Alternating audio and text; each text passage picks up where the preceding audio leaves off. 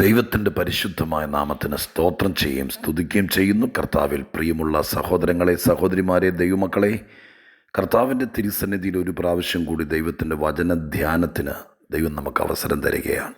നാൾതോറും നമ്മുടെ ഭാരങ്ങളെ ചുമന്നും ദൈവികമായിരിക്കുന്ന വഴിയിലൂടെ നമ്മളെ നടത്തിയും പോകേണ്ടുന്ന വഴി കാണിച്ചു തന്നും കൈവിടാതെ കൈപിടിച്ച് ദൈവമായ കർത്താവ് നമ്മെ ഈ ഊഷര ഭൂമിയിലൂടെ നടത്തുകയും ചെന്നെത്തേണ്ട സ്ഥലത്ത് നമ്മൾ എത്തുവോളം നമ്മളെ സൂക്ഷിക്കുകയും കാവൽ നിൽക്കുകയും കരുതുകയും ചെയ്യുന്ന നമ്മുടെ കർത്താവും രക്ഷിതാവുമായിരിക്കുന്ന മഹാദൈവത്തിന് നന്ദി നിറഞ്ഞ ഹൃദയത്തോടെ 1000 സ്തോത്രവും സ്തുതിയും മഹത്വവും കരയേറ്റിക്കൊണ്ട് ദൈവമക്കളായ എന്നെ കേൾക്കാൻ താല്പര്യം കാണിക്കുന്ന, എല്ലാ ദിവസവും വചനത്തിന് വേണ്ടി ആകാംക്ഷാഭരിതരായി കാത്തിരിക്കുന്ന പ്രിയപ്പെട്ടവർക്ക് ക്രിസ്തുവേശുവിൻ്റെ ധന്യമുള്ള നാമത്തിൽ വിനീതമായ വന്ദനങ്ങൾ അറിയിച്ചുകൊണ്ട് എല്ലാവരെയും കർത്താവ് അനുഗ്രഹിക്കട്ടെ എന്ന് പ്രാർത്ഥിച്ചുകൊണ്ട് ഇന്ന് ദൈവിക ചിന്തയ്ക്ക് ആധാരമായിരിക്കുന്ന വേദഭാഗം നിങ്ങളുമായി പങ്കുവയ്ക്കാൻ കർത്താവിൽ ശരണപ്പെടുന്നു.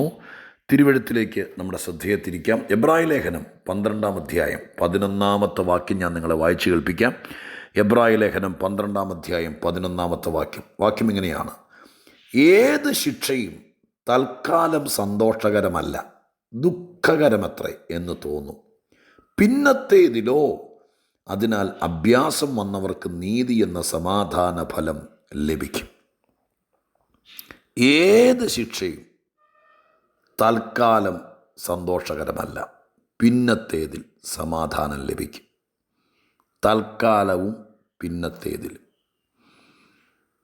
ഈ 12-ാം അധ്യായത്തിലെ ഈ ഭാഗങ്ങൾ പരാമർശിക്കുന്നത് ദൈവത്തിൻ്റെ മക്കളെ ശിക്ഷിക്കും. അതിന് വിളിച്ചിരിക്കുന്ന പേര് ബാലശിക്ഷയെന്ന്. 2 തരം ശിക്ഷയെക്കുറിച്ച് വേദപുസ്തകം പഠിപ്പിക്കുന്നുണ്ട്. ഒന്ന് ബാലശിക്ഷ, അത് ഈ ഭൂമിയിൽ വെച്ചാണ്, ജീവിച്ചിരിക്കുന്ന കാലത്താണ്. അപ്പൻ മക്കളോട് ചെയ്യുന്നത് പോലെ നമ്മളൊക്കെ കുഞ്ഞുങ്ങളെ ശിക്ഷിച്ചാണ് വളർത്തുന്നത്. വേദപുസ്തകം മക്കളെ ശിക്ഷിച്ചു വളർത്തണം എന്ന് കർക്കശമായിട്ട് പരാമർശിക്കുന്നുണ്ട്. ആരൊക്കെ മക്കളെ ബൈബിളിൽ ശിക്ഷിക്കാതെ വളർത്തിയിട്ടുണ്ടോ അവർക്കെല്ലാം തലമുറ കൈവിട്ടു പോയിട്ടുമുണ്ട്. ദൈവം പറയുന്നു, മക്കളെ അവർ വളരുകയല്ല, അവരെ വളർത്തണം എന്നാ തിരുവെഴുത്ത് പറയുന്നത്. എങ്ങനെ വളർത്തണം എന്നതിനെക്കുറിച്ച് കൃത്യമായ രൂപരേഖകൾ തരുന്ന പുസ്തകമാണ് വിശുദ്ധ ബൈബിൾ. അതൊരു പഠന വിഷയമാക്കാൻ പറ്റുമെങ്കിൽ നിങ്ങൾക്കൊരു ഐഡിയ ഞാൻ തരാം. ബൈബിൾ പഠിപ്പിക്കുന്നു, മക്കളെ വളരുകയല്ല, അവരെ വളർത്തണം, പോറ്റിപ്പുലർത്തണം, വളർത്തണം എന്നൊക്കെയാണ് എഴുതിയിരിക്കുന്നത്. എങ്ങനെ വളർത്തണം? അതിനകത്ത് ഒരു വാക്യമാണ് ശിക്ഷിച്ച് വളർത്തണം. അപ്പൻ മക്കളെ ശിക്ഷിച്ച് വളർത്തണം. അപ്പൻ മക്കളെ ശിക്ഷിച്ച് വളർത്തിയാൽ അവർ വൃദ്ധനായാലും അത് വിട്ടുമാറത്തില്ല. അവരുടെ വഴികൾ മനസ്സിലാക്കി ഗ്രഹിപ്പിക്കണം. ഈ പശ്ചാത്തലത്തിൽ 2 തരം ന്യായവിധിയെക്കുറിച്ച്, ശിക്ഷയെക്കുറിച്ച് പറയുന്നെന്ന് ഞാൻ പറഞ്ഞല്ലോ. ഒന്ന് ബാലശിക്ഷ എന്ന പേര്. അത് പിള്ളേർക്ക് അപ്പൻ കൊടുക്കുന്നത് പോലെ സ്വർഗത്തിലെ അപ്പൻ ഭൂമിയിലായിരിക്കുന്ന ദൈവത്തിൻ്റെ മക്കൾക്ക് ഈ ഭൂമിയിൽ വെച്ച് തന്നെ ബാലശിക്ഷ കൊടുക്കും. അതെന്തിനാണ്? ലോകത്തോടുകൂടെ ശിക്ഷാവിധിയിൽ അകപ്പെടാതിരിക്കാൻ. ശിക്ഷാവിധിയുണ്ട്, ബാലശിക്ഷയുണ്ട്. ശിക്ഷാവിധി ഇപ്പോഴല്ല. ശിക്ഷാവിധി മരണത്തിനപ്പുറം ന്യായവിസ്താര വേളയിലാണ്. നമ്മൾ ചിലപ്പോൾ പറയില്ലേ, അയ്യോ ഈ ദുഷ്ടന്മാരൊക്കെ ഇതൊക്കെ ചെയ്തിട്ട് ഇവനൊന്നും ഒരു കുഴപ്പമില്ലല്ലോ, ഞെളിഞ്ഞ് നടക്കുന്ന കണ്ടില്ലേ. നമ്മൾ കണ്ണുനീരോടെ പ്രാർത്ഥിച്ചും ദൈവത്തിൻ്റെ സന്നിധിയിൽ അഭയാതന കഴിച്ചിരുന്നിട്ട് ചില സന്ദർഭങ്ങളിലൊക്കെ നമുക്ക് ബുദ്ധിമുട്ടും പ്രയാസവും നേരിടുന്നു. എന്താ കാര്യം? ബാലശിക്ഷയാണ്. മറ്റുള്ളവർക്ക് ഒരു കുഴപ്പമില്ലാത്തതിൻ്റെ കാരണം അവന് ബാലശിക്ഷയില്ല. അവൻ്റെ അപ്പനല്ലല്ലോ ദൈവം. അതുകൊണ്ട് വെറുതെ വിട്ടിരിക്കുക. അവൻ എന്ത് ചെയ്താലും, അതിര് മാന്തിയാലും അപമാനിച്ചാലും നിന്ദിച്ചാലും സുവിശേഷകരെ തല്ലിയാലും സഭാഹോളിന് തീയിട്ടാലും നിരപരാധികളായിരിക്കുന്ന ദൈവമക്കളെ ചുമ്മാ കുറ്റം പറഞ്ഞ് പീഡിപ്പിച്ചാലും ഒരു കുഴപ്പമില്ലാതെ നല്ല ഞെളിഞ്ഞ് നടക്കാം. പക്ഷെ ഒരു കാര്യം ഓർത്തോളണം, ശിക്ഷാവിധി എന്ന് പറയുന്ന ഒന്നുണ്ട്, അതിൽ നിന്ന് ഊരിപ്പോരാൻ പറ്റിയല്ല. ബാലശിക്ഷ നല്ലതാണ് ദൈവമക്കളെ. ഈ ഭൂമിയിൽ വെച്ച് അപ്പപ്പോൾ ശിക്ഷിക്കും.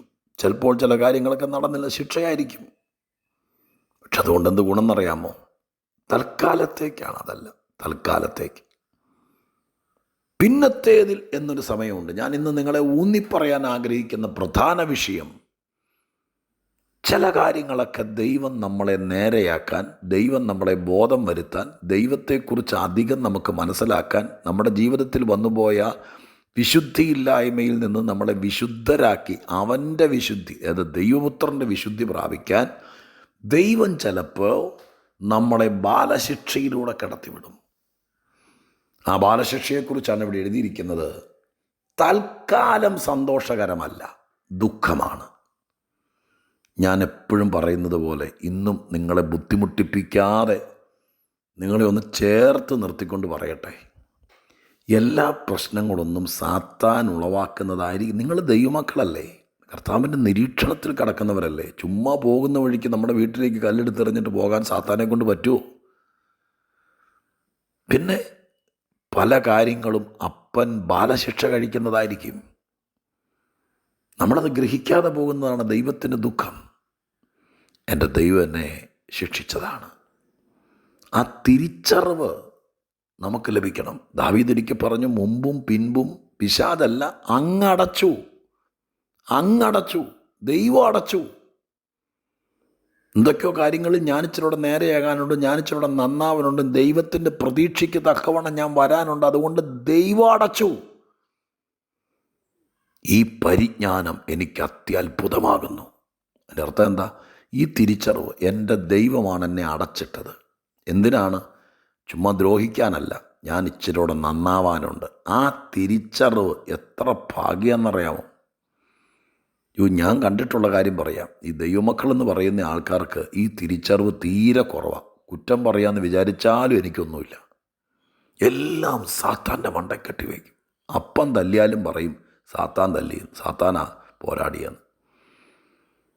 അപ്പം എൻ്റെ അപ്പനാണ് എന്നെ തല്ലിയത്, എൻ്റെ ദൈവമാണ് ഈ വഴി അടച്ചിട്ടിരിക്കുന്നത്, എൻ്റെ കർത്താവാണ് എന്നെ ഇപ്പോൾ ഇത് തടഞ്ഞു വെച്ചിരിക്കുന്നത്, ഞാൻ നന്നാവാനാ, ഞാൻ ശരിയാവാനാ എന്ന് തിരിച്ചറിഞ്ഞാൽ എൻ്റെ ദൈവത്തോടപ്പാ, എൻ്റെ ഭാഗത്ത് വന്നുപോയ വീഴ്ചയാ, എനിക്ക് മനസ്സിലായി, അങ്ങനെ നേരെയാക്കാൻ വേണ്ടിയിട്ടാണ് ഇപ്പോൾ ഈ കാര്യങ്ങൾ ചെയ്തത് എന്ന് പറയുമ്പോൾ സ്വർഗത്തിലെ അപ്പന് മനസ്സിലാവും.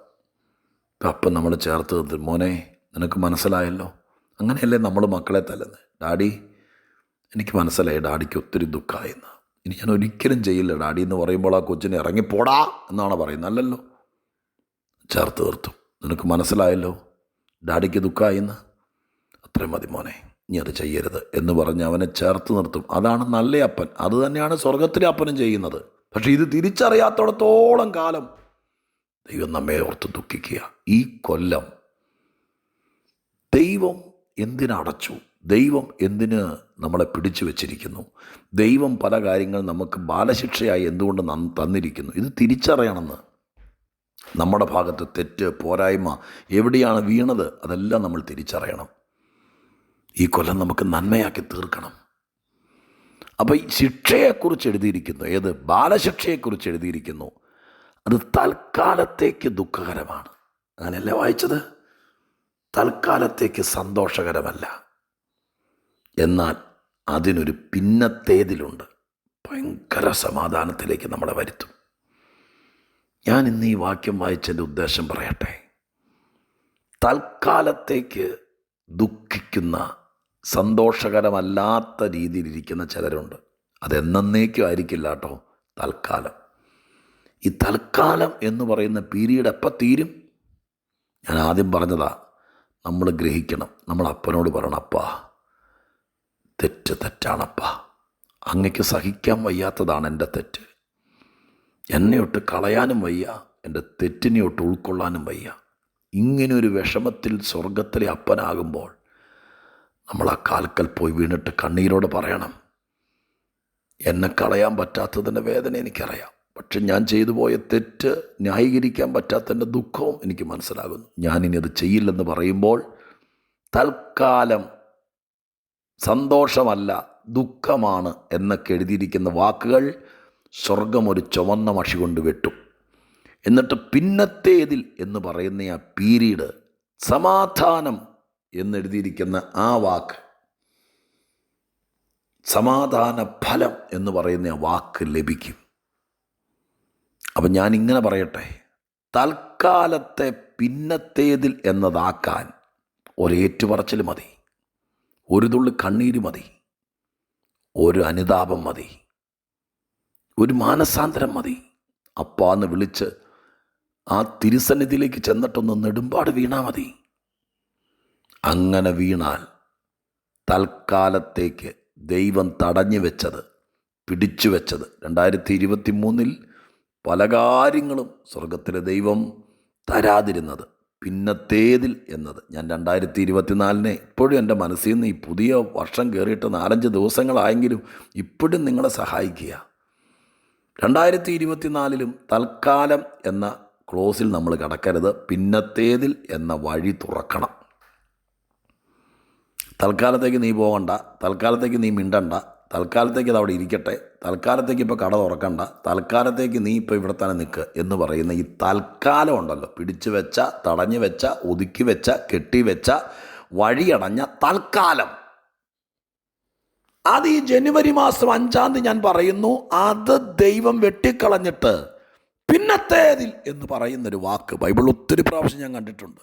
73-ാം സങ്കീർത്തനക്കാരൻ പറയുന്നു, ഞാൻ നിൻ്റെ വലം കൈക്ക് പിടിച്ചിരിക്കുന്നു, എൻ്റെ ആലോചന നിന്നെ വഴി പിന്നത്തേതിൽ നിൻ്റെ പിന്നത്തേതിൽ.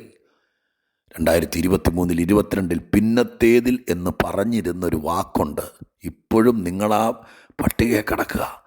അത് ഈ മാസം, ഈ വർഷത്തിൻ്റെ പ്രാരംഭ ദിവസം, അന്ന് ദൈവം പിന്നത്തേതിൽ എന്ന് പറഞ്ഞു വെച്ചത് ഇന്ന് തുടങ്ങട്ടെ. അതിന് ഇന്നത്തെ ദിവസം തിരുസന്നിധിയിൽ ഒറ്റയ്ക്ക് പോയിരുന്ന് ഒന്ന് കരഞ്ഞ് മാപ്പപേക്ഷിക്കണം. തൽക്കാലത്തേക്ക് എൻ്റെ വഴി അടച്ചത്, തൽക്കാലത്തേക്ക് ഞാൻ കരയേണ്ടി വന്നത്, തൽക്കാലത്തേക്ക് ഞാൻ ദുഃഖിക്കേണ്ടി വന്നത്, തൽക്കാലത്തേക്ക് എൻ്റെ സന്തോഷം എടുത്തു കളഞ്ഞത്, പിന്നത്തേതിൽ എനിക്ക് തരാമെന്ന് പറഞ്ഞത്, സമാധാനത്തോടെ നയിക്കാമെന്ന് പറഞ്ഞത്, ഇന്നത്തെ ദിവസം എനിക്ക് തരണം. എൻ്റെ കുറ്റം എന്നോട് ക്ഷമിക്കണമെന്ന് പറഞ്ഞാൽ രാത്രി പകലായി വരുന്നത് പോലെ മാറ്റം വരും ദൈവമക്കളെ. ഞാൻ ഒന്നോടെ പറയുന്നു, തൽക്കാലം ഇന്ന് അവസാനിക്കട്ടെ, പിന്നത്തേതിൽ ഇന്ന് തുടങ്ങട്ടെ. ഞാൻ പറഞ്ഞത് മനസ്സിലായോ? തൽക്കാലത്തേക്ക് ദൈവം അടച്ചത്, ഹന്നയുടെ ഗർഭം അടച്ചത്, അങ്ങനെ പലരുടെ വഴി അടച്ചത്, തൽക്കാലത്തേക്ക് ദൈവം തടഞ്ഞു വെച്ചത്, പിന്നത്തേതിൽ ദൈവം തുറന്നു വിട്ടു. ആ പിന്നത്തേതിൽ എന്ന കാലം നമുക്ക് ഇവിടെ തുടങ്ങാം. അതിനനുദപിക്കാം, ഏറ്റുപറയാം, ദൈവത്തെ അനുസരിക്കാം, അതിനായിട്ട് ഏൽപ്പിച്ചു കൊടുക്കാം. പരിശുദ്ധ ദൈവമേ, ഞങ്ങളുടെ സ്വർഗീയ പിതാവേ, അനുഗ്രഹീതമായിരിക്കുന്ന ആത്മീക വചസ്സുകൾക്കായി സ്തോത്രം. തിരുവഴുത്തിനകത്ത് മറഞ്ഞു കിടക്കുന്ന മർമ്മങ്ങൾ ഞങ്ങൾക്ക് പറഞ്ഞു തരുന്ന പരിശുദ്ധാത്മാവാൻ ദൈവമേ, ഹല്ലേലൂയ, അങ്ങയ്ക്ക് നന്ദി. എന്നെ കേട്ട ദൈവമക്കൾ, അങ്ങയുടെ വചനം കേട്ട ദൈവമക്കൾ, തൽക്കാലത്തേക്ക് കർത്താവ് പിടിച്ചു വെച്ച, യാത്ര മുടക്കിയ, രണ്ടുപേരെ രണ്ടറ്റത്ത് അകറ്റി നിർത്തിയ തൽക്കാലത്തേത് എന്നുള്ള സമയം ഇന്ന് കഴിയട്ടെ അപ്പാ. കുഞ്ഞുങ്ങളൊക്കെ എത്തേണ്ടിടത്ത് എത്തട്ടെ. പിന്നത്തേതിൽ നിൻ്റെ മകനെ മാനിച്ചേക്കാം, പിന്നത്തേതിൽ നിന്നെ ഒന്നിച്ചാക്കിയേക്കാം, പിന്നത്തേതിൽ നിന്നെ ഉയർത്തിയേക്കാം എന്ന് പറഞ്ഞിരുന്നത് ഞങ്ങളുടെ ജീവിതത്തിൽ ഈ വർഷം, ഈ ദിവസങ്ങളിൽ നടക്കണേ അപ്പാ. കുറ്റങ്ങളും കുറവുകളും ക്ഷമിക്കണം, അനുഗ്രഹിക്കണം. യേശുക്രിസ്തുവിൻ്റെ നാമത്തിൽ പ്രാർത്ഥിക്കുന്നു, കേൾക്കണമേ പിതാവേ, ആമേൻ.